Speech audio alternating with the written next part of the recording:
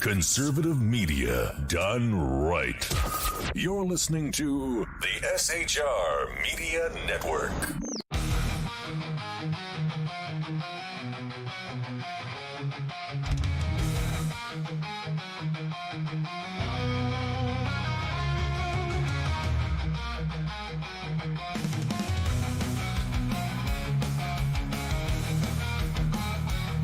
Get ready for truth bombs, belly laughs, and the kind of accent that turns car into a two-syllable adventure. Here's your host, Sean.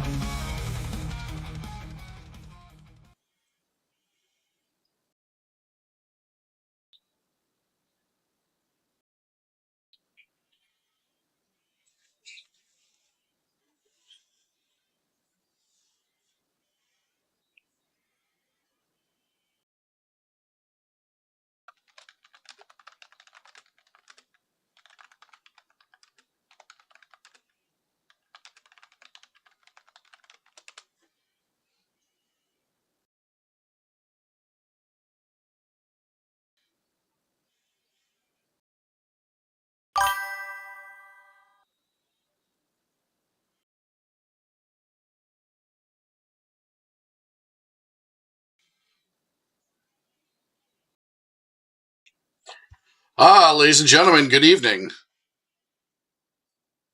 I hope you can hear me.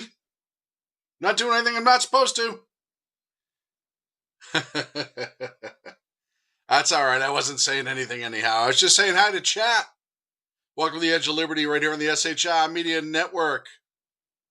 October 22nd, 2025. Yeah, I thought, I must have just been missing. Really? That's interesting. When you say no intro, you mean before the show started or after the intro and while the screen was up? Just curious. Either way, the typing you heard, Ordy's in the chat, Jersey Joe's in the chat, Ricky's in the chat, Mike was first tonight in the chat besides moi. Thank you so much for being here. If you want to be in the chat, you can go to YouTube, SHR Media, click on live chat. Maybe you want to follow and subscribe while you're there.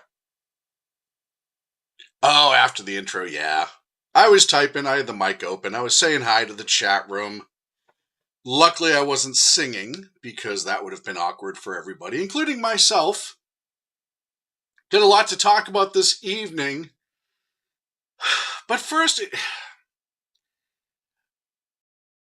my gate seems off. Interesting. Hold on a second. How's that? That might be a little bit better. I tried an adjustment. See if it worked, but maybe it didn't. I'm sure the chat will let me know one way or the other. Unless you're talking about my walking gait, which it would be really odd how Rick could see me walking around. But either way,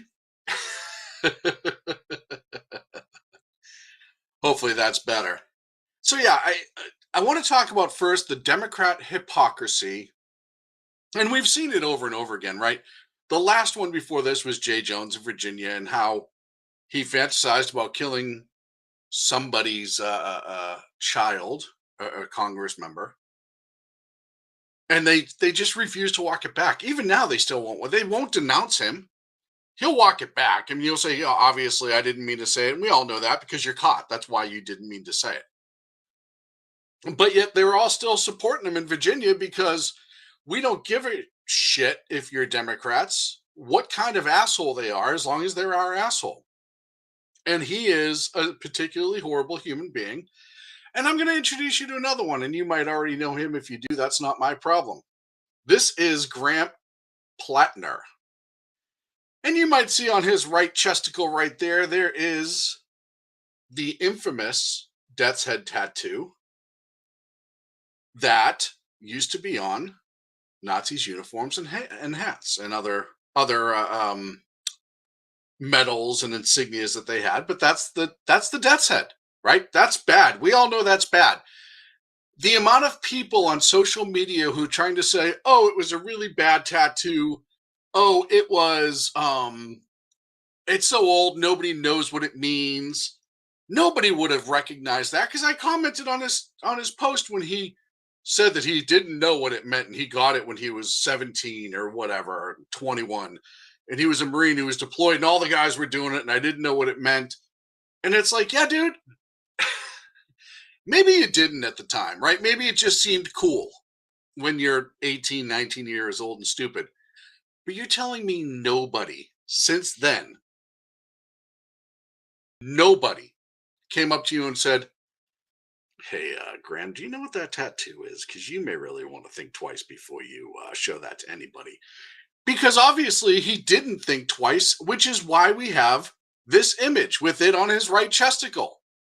And then I'm not going to play him trying to walk it back because it's just so ridiculous. Dude, you had that for however many years and you wore it proudly for however many years.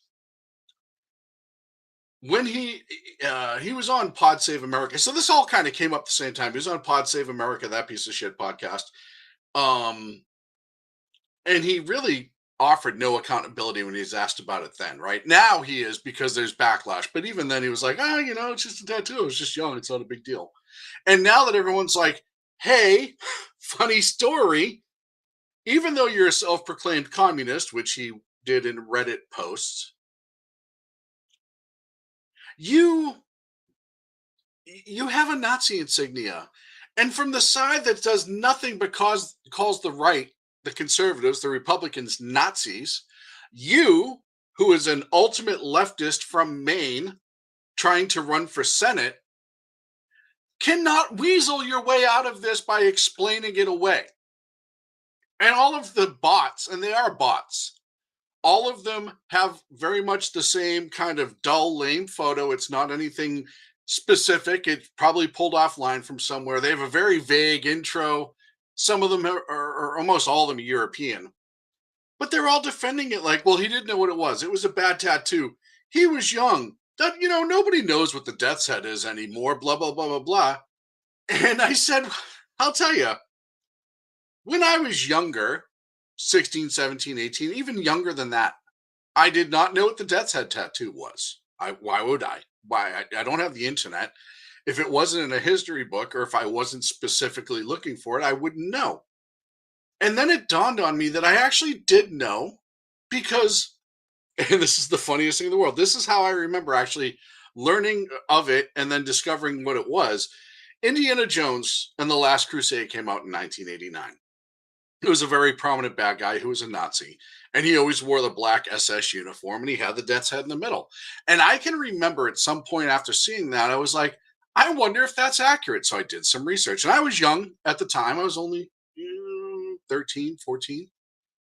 And I did some research, and I was like, wow, that was legit. Like they actually used the proper uniforms, and I learned what it was. But it is 2025. With the amount of photoshops, with the amount of videos, AI, all this other stuff, everybody knows what a Nazi uniform is, and everybody knows what the death's head insignia is and what it stands for.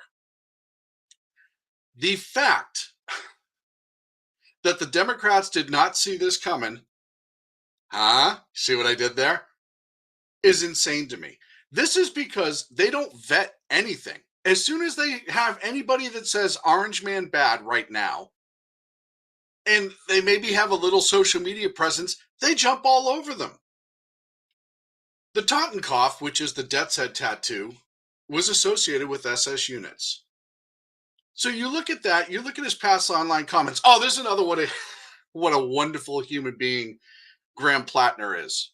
In other Reddit posts, he claimed and mocked the victims of military sexual assault, blaming them for getting intoxicated. This is his words, not ours, allegedly. This is what he allegedly posted in Reddit. So he's blaming victims for being SA'd. He's got a Nazi insignia on his chest. He claims to be a communist in other Reddit posts. And the Democrats are okay with this. There's gotten hardly any news coverage. Now, do I think that he's going to win? Absolutely not. I just don't. I think you watch his videos, he makes me look handsome and well informed. But the Democrats have this issue of who they choose for candidates. And I know they want to talk about Trump. But his gate is off. Thank you. But you have to look at their history, even in this past election. Look at Mondami in New York. Look at this idiot in Maine, this Grant, whatever, Plattner. Jay Jones, right? These people are all shitbags by accountability. I mean, it's just by their own words. They're all not good people. And this is the Democrats saying, we don't care because we think there's a chance this person might win, so we'll support them. Now, right, wrong, or different, whether you like Trump or not, people didn't have that approach when they voted for Trump last time. People had no, we can tell what's when somebody's using the courts against somebody. We can tell when it's made up shit. We can tell that you guys tried to kill him twice. We see all of these things, and we still like what he has to say, and we're going to vote him in. And they did. That's very different from who's on the bench and who can we use. And then them defending him, along with all of the other Democratic antics this week, talking about the construction, which I'll get into after this last segment of the night, ICE riots, all this other shit. It is starting to become more apparent that the Democrats are in fucking fear for their political lives. They're losing. They're losing the narrative. They're losing the plot. They've lost the plot completely. I'm not even saying they're losing it anymore. They've lost the plot and they're panicking. And the reason is because all of their little fucking games that they like to play, everything from political correctness to you have to accept this, you have to accept that, and blah, blah, blah, blah, blah, normalize this, normalize that, is starting to go away. People are just done with it. They're fed up with it. They don't give a shit anymore. And now the Democrats are starting to panic.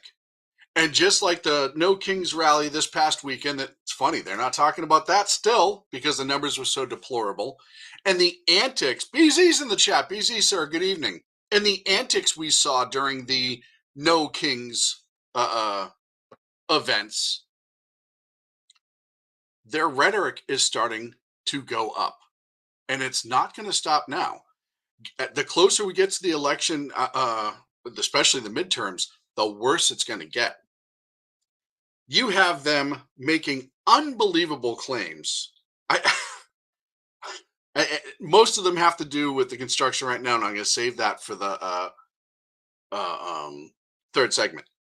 But, they're freaking out because we ordered 2 Gulfstreams for the Department of Homeland Security. They're saying it's Kristi Noem's planes. It's for the Homeland Security. It's for all of them to use to replace 20-something-year-old planes.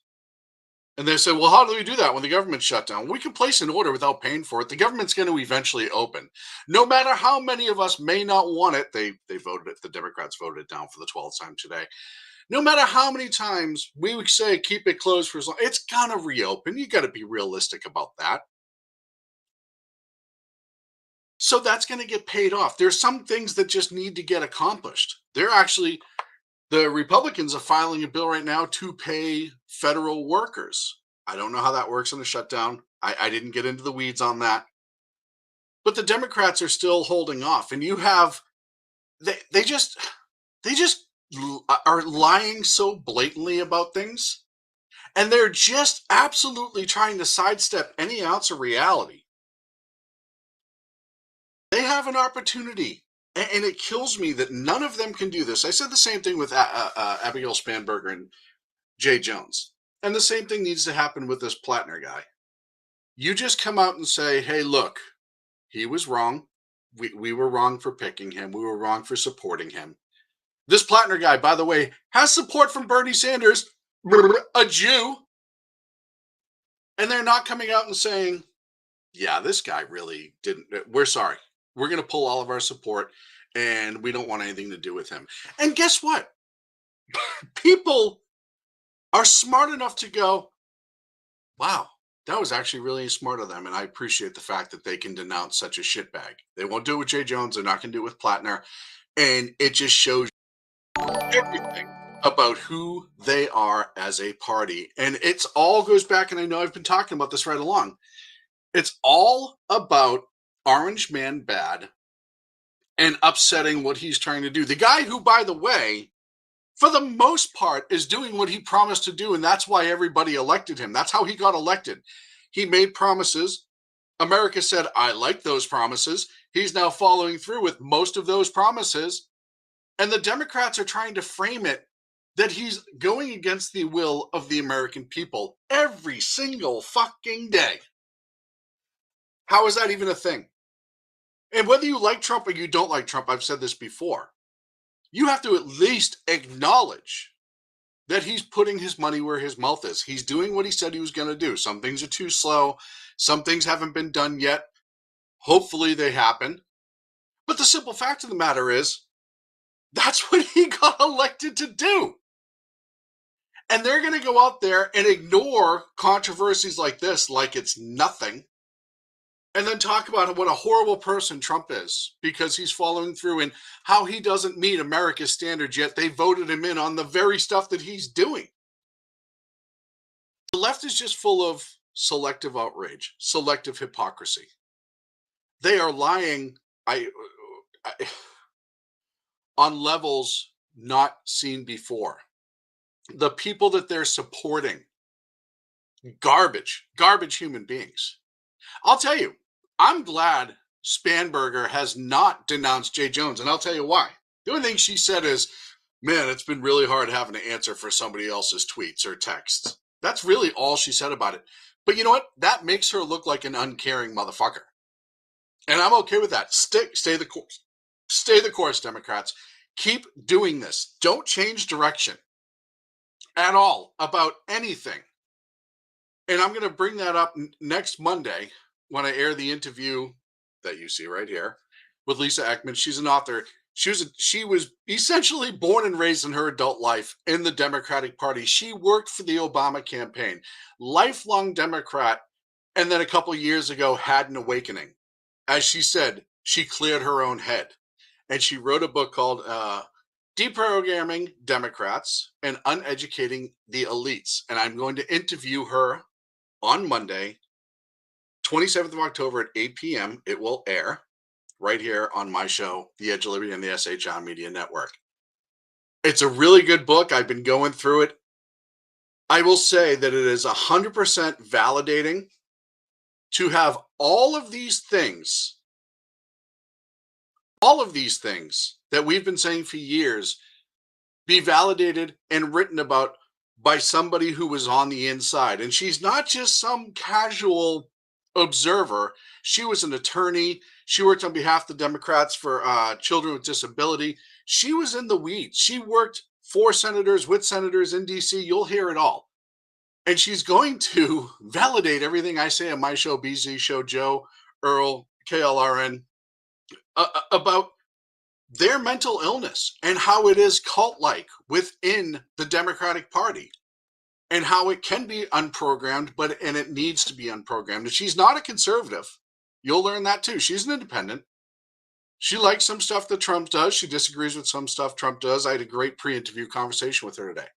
And I think you're really going to find it an amazingly interesting, in-depth analysis about what's going on in DC, the mindset behind closed doors, and what we can do to hopefully make a change there. So check that out. That's going to be next Monday at 8 p.m. Pacific, right here on the Edge of Liberty on the SHR Media Network. Before I go to break, because I just love... Oh, I'm going to hold off on that one too. Hold on. I love seeing Democrats. This is the minority whip in the House explaining. I sound a little tinny and hollow. They're saying,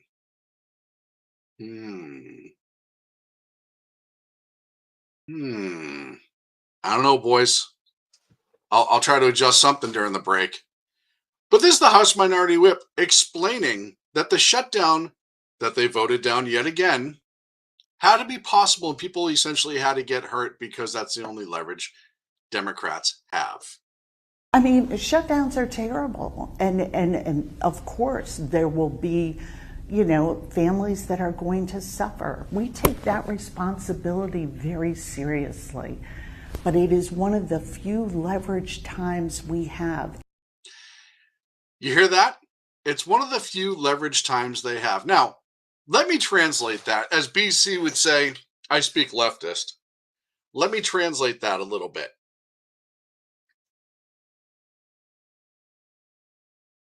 Yeah, no, I'm going to look at that. I already looked at that. It's not that. All my settings are actually normal, but I'll make some adjustments. Let me translate for what she said. It's the only leverage we have, i.e., it's okay for people to suffer as long as they ram through what we want them to ram through in order for us, the Democrats, to feel like we succeeded. That's what she's saying there. People will suffer for their political gain. So when they say it's not a Republican shutdown, it's not a Republican shutdown. The Democrats chose this. Be right back.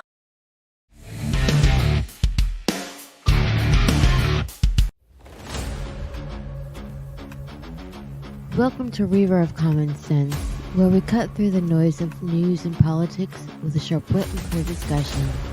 Tune in every Monday and Friday at 9 p.m. Eastern Standard Time for a refreshing dose of reality as we fearlessly tackle the tough topics with no nonsense, just pure common sense.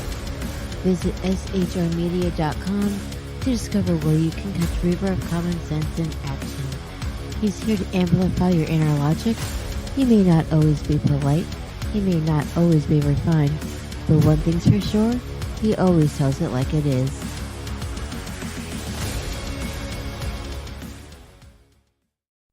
Come listen to BZ's Berserk Bobcat Saloon Radio Show. Live on select and exclusive Tuesday and Thursday nights at 11 p.m. Eastern, 10 p.m. Central, and 8 p.m. Pacific on the SHR Media Rumble channel, SHR Media YouTube channel, X, Twitch, Spreaker, and wherever great conservative podcasts are found. BZ, your conservative Sherpa, guides you through the maelstrom of Democrat, leftist, and globalist lies, chaos, deceit, and betrayal. Raised as a free-range child with dirt, stains, mud, and freedom, BZ broadcasts from North Idaho, comfortably surrounded by actual normal people. Jump into our plush, sumptuous, palatial, and resplendent chat room on rumble.com. Click on live chat to join. Now, with 37% more umbrage and 19% more bulbosity than previous shows, featuring delicious Liberty additives for the best in late-night conservatarian talk radio. BZ reminds you that with great beard comes great responsibility. No chinchillas were harmed, embarrassed, fat-shamed, or the focus of any sarcasm whatsoever in the making of this ad.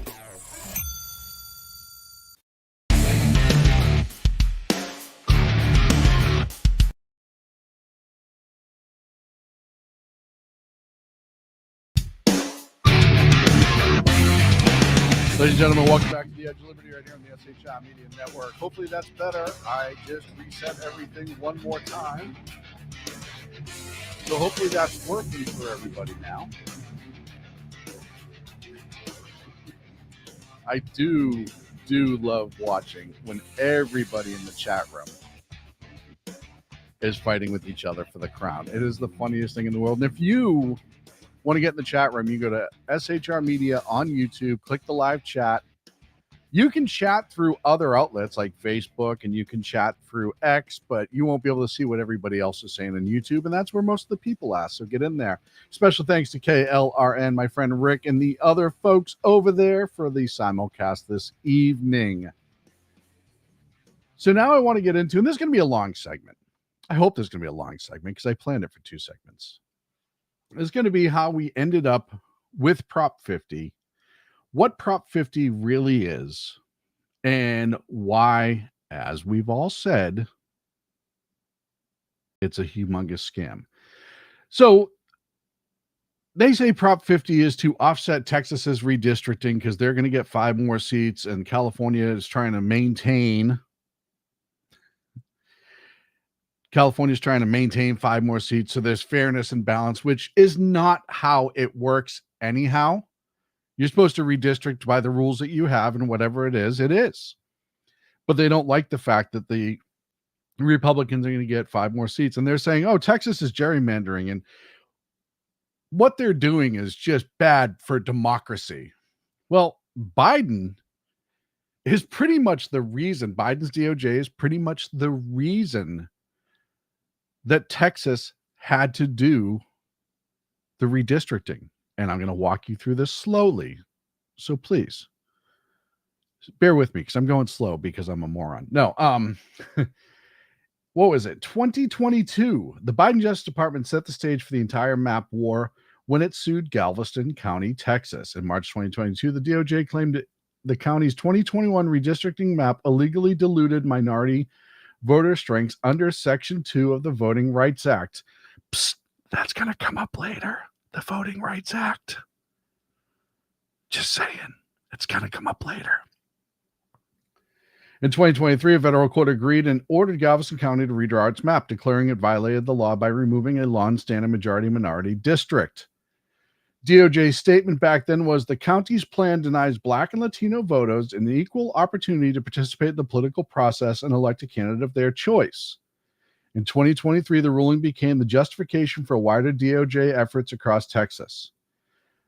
So this stemmed the 2025 redraw. This is why the state legislature in Texas had a redraw. This also kicked off, remember I said this will come up later, the Callais, Louisiana versus Callais case challenge that is being heard by the Supreme Court right now, and we're waiting for a ruling any day now. It specifically cites Section 2 of the Voters' Right Act. It is essentially saying, how is it that in 2025 we are writing districting by color and race? I thought that was illegal to do stuff by color and race in this country. That, right? I mean, I'm pretty sure there was rioting in the 60s to keep color and race from being the reason that we do things and set things up badly or properly. And the Supreme Court is probably going to agree and either extensively limit or get rid of Section 2 of the Voters' Right Act entirely, because that's what it is entirely based off of, is the racial makeup of that district. Well, how does racial meet political beliefs?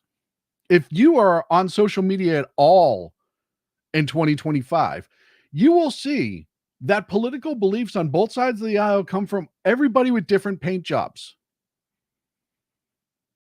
That's what it comes down to. You have conservatives who are all different paint jobs.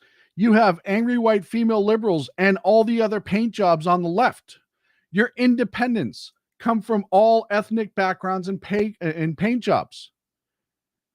This is not 1968 anymore. When we were, and it was an overcorrection. Instead of just saying, almost like the Civil Rights Act, you cannot discriminate on anybody's race, color, period, end of conversation, is what it should have said, which is 100% what it should have just said. Charlie Kirk was entirely right. It could have been a one-page bill. But then out of that, you get the Voters' Right Act that says, well, no matter what politics are inside, it really comes down to race and color. So apparently you're no longer judging anybody by the content of their character, but you're doing it by the color of their skin, according to the Voter Rights Act. It is expected to, like I said, either be extremely limited by all accounts or completely thrown out altogether. This brings us a little bit to Prop 50, because by all estimates, if they throw it out, analysts project a shift of 12 to 19 House seats for Republicans in 2026. That would be their gain, 12 to 19, if this is thrown out. So even if you remove 5 and 5, 5 for Texas, 5 for California, they're still going to get what, 7 and 14? 8? No, 7. I was right. 7 and 14. So why does Prop 50 have to happen? Why, when California cannot fund Prop 36, which is the crime bill that the people of this state,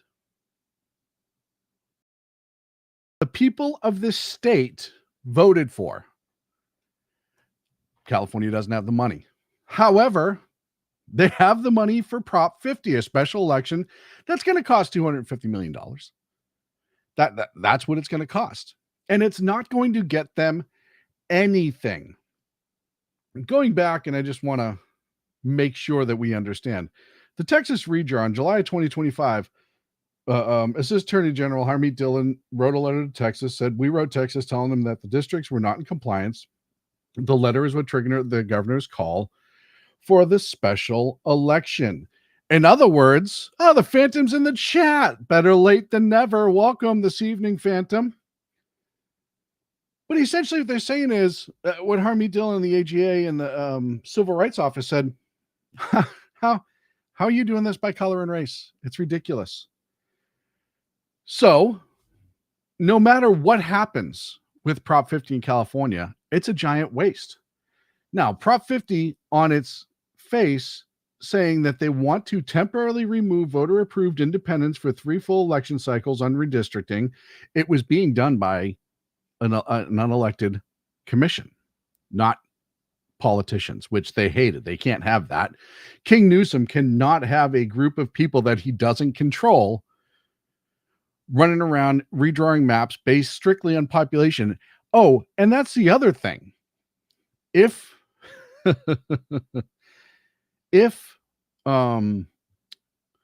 Supreme Court kicks out Section 2 of the Voters' Right Act, I think California loses 2 additional seats, is what the estimates are. That's part of the 14 that are left. 7 to 14. Excuse me. So they came up with this whole ridiculous Prop 50 thing. It's about fairness. We have to stand up for Trump. He's not a king. Blah, blah, blah, blah. Bullshit, bullshit, bullshit. You know, they're all shaking their cans of soda before opening it. That's what they were doing. So Prop 50 is essentially going to suspend what the voters approved not less than 10 years ago, 12 years ago now, to have an independent commission redistrict the state. Cosmic Bard joining the chat. Thank you so much for being here. It's going to cost a couple, like I said, $250 million. Gavin Newsom is presenting it as protecting democracy, but the Supreme Court rules in favor of Callais. It means absolutely nothing, as I said. So why would Newsom do this? Why? And you all know why.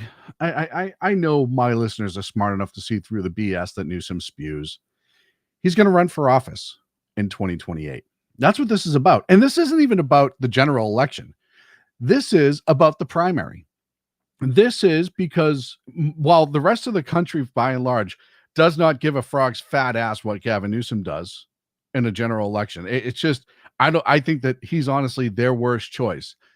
The problem Californians and Democrats have is they think outside California, people love Gavin Newsom. They don't realize outside California, most people, even Democrats, think he's a scumbag.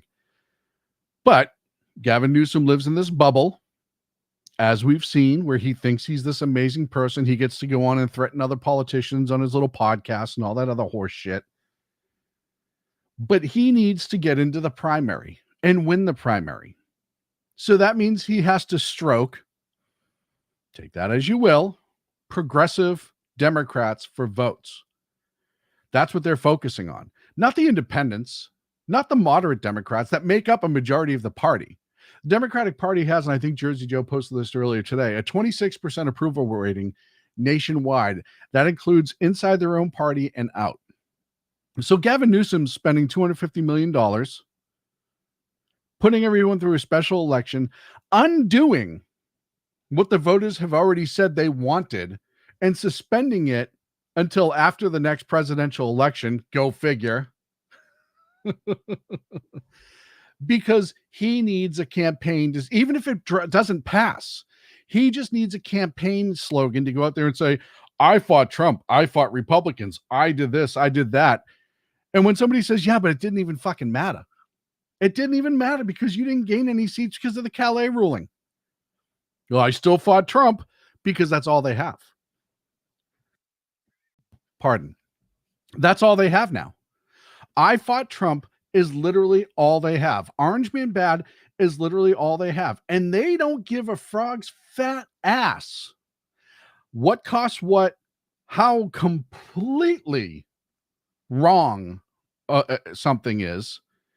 All they care about is Orange Man Bad and Please Like Me. It is disgusting to me. And I'm going to go through, give me a quick second. I got a couple more little facts and tidbits to throw at you that I have written down here. Here are the overall key details of Prop 50, just so you get all of them in your mind because of how ridiculous it is.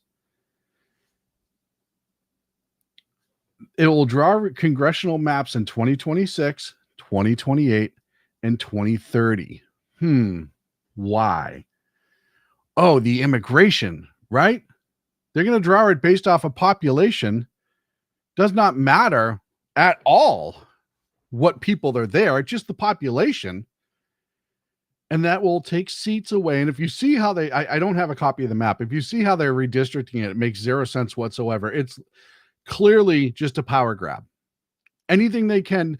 So California conservatives do not get any legitimate representation whatsoever. It's going to be like Massachusetts and Vermont and Maine, where they draw the districts where, look, Massachusetts, my home state, 30 to 40% conservative. They don't have one seat in Congress because of gerrymandering and how these maps are drawn. So they'll temporarily remove the voting commission for 3 different cycles. The commission will return in 2031 when Newsom's already way out of office, so he can't be politically affected from it. He's hoping he'll be in the White House. I don't fucking see it happening. And after the next census. Do you see how blatantly, how blatantly in your face this is? And they try to argue, oh, this is the same. And I had a video, and I'm hoping I can find it, because it's somebody who sums it up way better than I did. Her name's Britt Mayer. She's another host. Here it is. This is only about 2 minutes long. And it's going to sum up everything I just said. But I think the way she presents it might actually make more sense than me. Maybe not. Break this down for you really fast. You have asked me, isn't what is happening in California with Prop 50 the same thing as what happened out in Texas? It is not. And here's what happened. Under President Biden, he sent his DOJ to sue a county out in Texas, arguing that they had not districted that county based on race. Okay, keep that in mind. That was the argument. And eventually the Biden administration lost. And they said, you're not interpreting the Voters' Right Act correctly. It actually is not constitutional to gerrymander states and districts based on race. Enter 2024. Trump administration comes in, Harmeet Dillon reviews what's going on in Texas and says, hey, a couple of your counties actually are gerrymandered based on race, and that's unconstitutional. We can't do that. So to avoid a long, drawn-out legal battle, Texas did not sue the Trump administration. They said, you're actually right. We've interpreted the VRA incorrectly, and so we're going to send this to the legislature for them to redistrict based on constitutional law. They redistricted, and in that, 5 of the counties out in Texas flipped red because they had gerrymandered their state to reflect race politics. Enter California. Gavin Newsom didn't like what happened in Texas, so he put on his crown and said, against the will of the voters in California and the independent commission that voters have required California have to draw congressional lines, I will propose that we redistrict California. Take that, Texas. So there you go. I mean, it's not hard to figure out, and I'm not the only one saying this, and I'm glad that she said it, and a bunch of others have said it. But as I said in the first segment that I'm going to say here, the left is just doing anything they can to just hold on to whatever power again because it's slipping through their fingers more and more. Yeah, New York City's probably gone. I finally accepted that. I said that before. It's closer now than it was, but look at the two options you get in New York City, right? You get a Muslim communist, or you get a guy who shoved grandmothers into nursing homes and they all died, right? The option. And then you have Curtis Sewa, who unfortunately is probably the most reasonable out of all three of them, but did not stand a chance because he's Curtis Sewa, unfortunately. You look at Jay Jones, like I said earlier, you look at Abigail Spanberger, you just look at who they're running. They're not, this is their best. That's the other part that's crazy. This is the best that the Democrats have. Gavin Newsom is probably the best that Democrats have. Roll that through your head. And then you wonder why they're panicking. Why Chuck Schumer, who's older than dirt, is still leading the party. Why it should be Hakeem Jeffries, but he's so dumb and uneducated and just complete moron that he can't lead that party. Because every time he's tried to leave, the remaining members of the squad start popping up and causing chaos. What you see right now from Democrats in power, running for office, the ones who are the leaders, the headliners, that is the best that they have. And they're panicking because they know it. They don't connect to America anymore, by and large, other than the 26% who approves of them. That means 74 don't. That shows you who they're connected to and who they're not connected to. And I know BZ's sitting in front of his computer right now saying, never underestimate the ability of Republicans to blow an election. I agree. That's a separate conversation. This conversation is the reason the Democrats' antics are getting so bad, as I said in the first segment, as I said in this segment, is they know their grip is slipping. They know that the little magic snake charming thing that they had for years, where everybody was like, oh my God, love and emotions and everything's great and we should all get along and hug. And, you know, you can't say this word and you have to say you're he, him, or she, her, or whatever. All of that BS is washing down the drain. And we are in a new age of this country. And their best and their brightest, so to speak, does not match the reality that we are living in now. I'm up against a break. I'll be back in 2 minutes.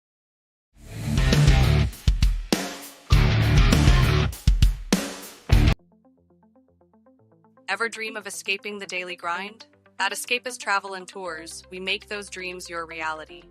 From breathtaking adventures to cultural immersions, we offer escapes tailored just for you.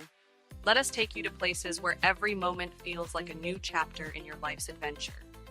Visit www.escapist.travel or call us today at 1-855-885-81776. Your escape awaits. Hello, friends. Do you have a moment so that we may discuss our Lord and Savior Minarchy?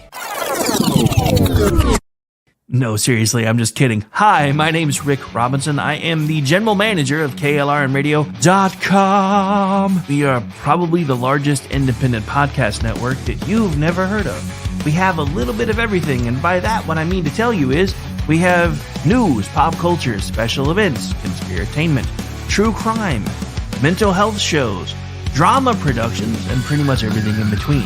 So if you're looking for a new podcast home to grab a little bit of everything that you love all in one place, come check us out. You can find us on X under @KLRNradio. You can find us on our Rumble and our YouTube channels under the same names. You can also find us at KLRNradio.com and pretty much every podcast catcher known to man. So again, feel free to come check us out anytime you like at KLRNradio. Are you looking for a way to boldly express your faith and love for your country? And check out 7 Armors, the premier apparel company for patriotic men of God, where faith meets freedom in style. Our t-shirts are more than just clothing, they're statements. Bold, stylish, and meaningful. From timeless messages to modern designs, we've got something for every patriotic man of God. Wear your beliefs proudly with 7 Armors gear. Don't miss the chance to wear your faith and freedom on your sleeve. Visit 7armors.com today and join the movement. That's the number 7armors.com. Conservative media done right. You're listening to the of citizen militias in preventing government control. Hamilton's analysis recognized that not everyone trains, but enough citizens must maintain proficiency to keep professional troops from controlling citizens. Jersey Joe has been this doing balance in great informational section on SHR Media, where he dives into different topics and he goes really deep into it and then makes a presentation. He's done an awesome job. That's on SHR Media right now. It's called The Meaning of Militia, What the Founders Really Meant. And I will tell you that it is something that you should check out. And our thanks to Jersey Joe for putting in the hard work. I also want to show you this moron, because this guy, man, when I tell you they show everything about who they are, I'm not kidding. Don't forget where you're standing. This is South Central Los Angeles. They are not the only ones with guns in this city. They're not the only ones, and don't forget that. And I don't say that because we're calling for violence. I'm saying that because the people have every right to defend themselves against masked, unidentified gunmen with AR-15s and other military rifles. The people have every right to defend themselves. So that wonderful human being and genius is who's out there and telling people, hey, you should use your guns against armed federal agents. He's actually an educator. What? Yeah, I know. As I said on my, I did a poll this week on my X, and it got, a couple hundred votes, which was nice. And 93% overwhelmingly said yes. I said, should there be a more in-depth background check for our educators in this country, much like law enforcement and the fire department, where they undergo a humongous background check? And even that's not perfect, but it does a decent job. They also do a psych analysis. Very, very important. Our education system has gone out of control with indoctrinators who are not educators. And as we saw, what was it? The No Kings. There was the Chicago school teacher who still wasn't fired that made the motion of getting shot in the neck in regard to Charlie Kirk. But this guy who's telling people to use guns against, and this is what he said: I'm not saying we're for violence, but we have the right to stand up against masked law enforcement agents with AR-15s. Essentially, they're cops, you're not supposed to, but do it anyhow, because feelings and emotions and stuff doesn't matter. That they're acting under the color of authority. It does not matter that they're enforcing the laws that Congress passed and the president signed. It doesn't matter if it's legal. Violence is the answer. That's what he's saying. Well, that little shitbag is a teacher at the Maya Angelou High School. His name is Ron Gochez. This is according to Libs of TikTok. Gochez was awarded the Human Rights Award by the California Teachers Association. You can't make this shit up. And of course, he is paid by taxpayers. So when he was paid by taxpayers, oh my Lord, it's unbelievable that these are the people educating your kids.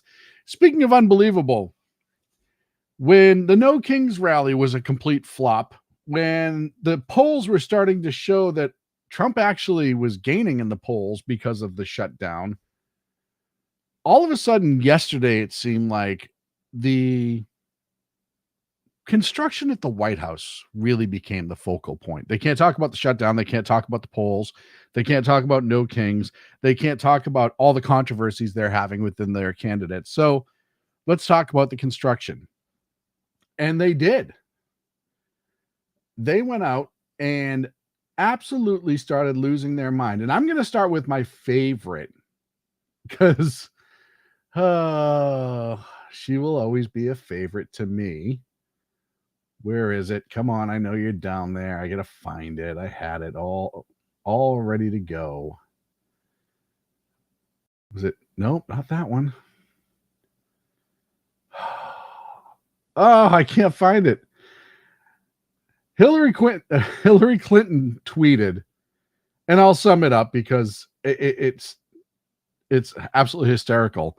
She said something to the fact of, that's not his house. That's the people's house. He had no right. And I'm like, bitch, didn't you and your husband steal a shitload of furniture from the people's house? And that was after he got a bean ski in it with a cigar and an intern. And you're going to talk about what's okay to do with the people's house? Are you shitting me? CNN, all the people running to CNN. Oh my God, CNN. The Trump's he's a maniac. He's destroying the legacy of the house. We've never seen anything like this. It's unprecedented until you start to play their own clips. Sounds like they're building another wing to the White House, but we appreciate you keeping your focus. You can't even imagine, TJ. It's going to happen for the next 2 years. All of the banging, the jackhammering, the dust, the confusion, the noise of all places to do construction is happening right here, the front lawn of the White House. Look at how proud they are. It's a renovation project. Estimated cost $376 million. Sounds like they're building another wing to the White House, but so they were totally okay with a $376 million project. And by the way, that was CNN in 2010. That was when Obama was in the White House. I don't even think that was the basketball court that he put in. I think that was different. So the outrage just continues. I want to show you a map, and you may not know this. Maybe you do. This is where the construction is being carried out. You see the East Wing? You see that little bit off the East Wing right there in yellow? Yeah. Unbelievably small portion of the White House that's being affected. The standing White House. But people are saying, you know, oh, he's a lunatic. Cory Booker said tonight, he's spending money redoing the White House. Everybody knows there's not an ounce of federal taxpayer money that's going into this. It's all being privately funded by Trump and other people. It's unprecedented. Here's another one, David Axelrod. Showing, there you go. The image of the East Wing of the White House is a metaphor for broader reckless destruction. The ballroom will go up there, will be gaudy monument to vanity, corruption, and excess. For anyone who's worked at the White House or cares about rich history, this is a gut punch. Now, first of all, the White House has always been a little bit over the top, right? I mean, that, and not in a bad way. I'm not even saying that in a negative way. But the reality is, it's always been this opulent, beautiful, larger than life symbol of America, right? When foreign leaders come here, they realize we're not a country to be screwed around with. Every single, and there's been a bunch of them, every single rehab project or upgrade or addition to the White House has went to keep that mindset that this is the greatest country in the world. We have the greatest head of our government, seat of our government, and a wonderful building that's beautiful and well appointed and gorgeous. And it is like the center of the universe, because that's what America is, whether anyone wants to admit it or not. And all that work gets done by the man sitting in the highest seat of the land at the White House. So while they're freaking out and telling you how this is unprecedented and this has never happened, and he's breaking all of these rules and destroying history, yada, yada, yada, and look at what they're doing. Let's walk through all the other times that there's been construction projects at the White House. In 1902, President Theodore Roosevelt, you know, that bad guy that they hate, built the West Wing. 1909, President William Howard Taft added the first Oval Office during the West Wing expansion. That's right, the Oval Office was added. Do you think other people were sitting there being like, God, this ungodly office, it's terrible, it's horrible? 1933, President Franklin D. Roosevelt added a second floor to the West Wing. In 1934, he relocated the Oval Office to its current spot, completed in the East Wing, and built an indoor swimming pool. Mike Pasqua, thank you so much, sir, for joining us this evening. Oh, yeah, he put in a swimming pool. Was that needed? I know everyone will say, well, FDR, because he was sick, the swimming pool was therapeutic, blah, blah, blah, blah, blah. He could have, Mike, thank you so much for the donation. I've greatly appreciated, sir. Mike Pasqua. That is just, let's throw that right up. You know, he could have done a soaking tub. Who knows? 1948, President Harry Truman began to completely rebuilding the White House interior, preserving only the exterior wall. I want to say that again. I'm going to leave Mike's $20 donation up for a while. Wink, wink, nudge, nudge. Thank you, Mike. President Truman completely gutted and rebuilt the White House interior. Completely. That was in 48. 1970, President Nixon converted FDR's pool into the press briefing room. In 1973, he added a bowling alley in the basement. Why weren't they losing the shit about that? In 2025, and then in 2009, President Obama upgraded the tennis court into a full basketball court. And so it's not unprecedented, but they need to have outrage. They need to have something to bitch about, is what it comes down to. And mind you, a year ago, you never heard anything about tariffs. No Democrat was talking about tariffs a year ago. They didn't give a shit about tariffs. Now all you hear about is tariffs, a government shutdown, and my God, he's destroying the White House for building a ballroom. So when we host leaders of foreign countries, we can host them in a nice way. There's nothing wrong with that. And it's privately funded. Look at, we've seen some other government projects that are shit. Building a ballroom at the White House, doesn't that just seem kind of normal? Like, I was kind of shocked that they didn't have a formal ballroom at the White House, because it seemed like something that would have been done in the past. And it's something that when you're having a state dinner or something probably isn't bad. If it was publicly funded, I'd say, fuck it, don't do it, because we don't have the money for it. But it's not. And then you have the press carrying the water for the Democrats yet again. And Josh Hawley, who, is Josh Hawley. Sometimes he impresses me, sometimes he doesn't. Handled this one perfectly. What about just uprooting this is an iconic building? Mono, I will just say this. I made this point yesterday, that I hear all of a sudden from my liberal friends that they're very concerned about our history. Really, these are the same people who tore down every statue they could get their hands on in the last 4 years. Christopher Columbus, Thomas Jefferson, Theodore Roosevelt. They didn't have any concern for history then. Now all of a sudden, they're like, the facade of the East Wing is iconic. Oh, give me a break. Give me a break. 100%. He's 100% right. They're just, and BZ said it in the chat. Remember 1812? Oh, Mike Pasqua didn't leave. He threw in another comment. Remember in 1812 when the Brits burned it to the ground? Yeah, 100%. BZ said that their attempts to find any political jello that will stick to Teflon.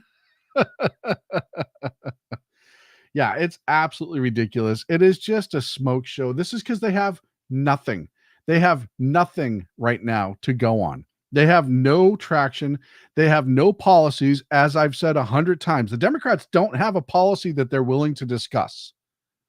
All they have is Orange Man bad. And it's exhausting now to have everything just be Orange Man bad. That's all it comes down to. They're worried about the facade. Like, come on. It's a construction project.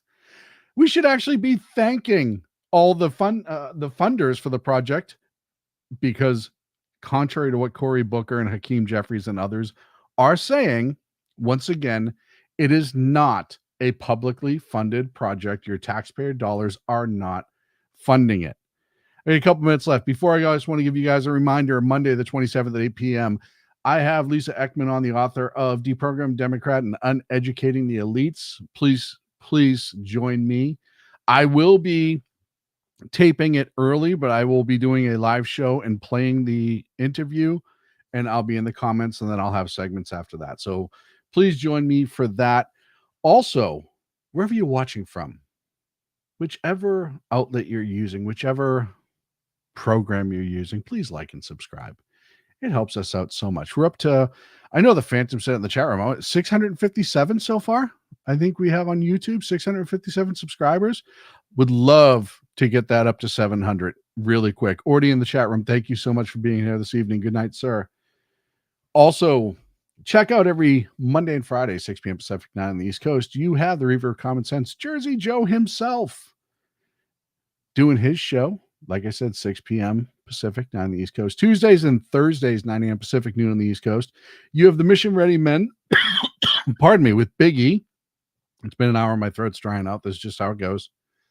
And Tuesday, Thursday nights, 8 p.m. Pacific, 11 on the East Coast. You have BZ and the Berserk Bobcat Saloon. Of course, I'm here Monday and Wednesdays, 8 p.m. Pacific, 11 on the East Coast, with this little show right here, The Edge of Liberty. Also, check out our good friends over at KLRN Radio. Rick and the team has a absolutely great lineup, and check them out because, and I don't have, Rick, throw it in the chat room. When are you guys doing the special? Hold on. I had it here somewhere. I retweeted it. You guys are doing your live read, and I don't want to get any of it wrong. So yeah, put it in the chat room. But check them out. I had it already. I had all the times and the dates set up, and I don't want to give wrong information. But check out KLRN. They are doing it's Friday. Friday night they're going to be doing it. So look forward to that. And yeah, that's it for me. So thank you so much for watching. I hope you have a great week. I hope you have a great weekend, which is sometimes more important. And I'll talk to you Monday.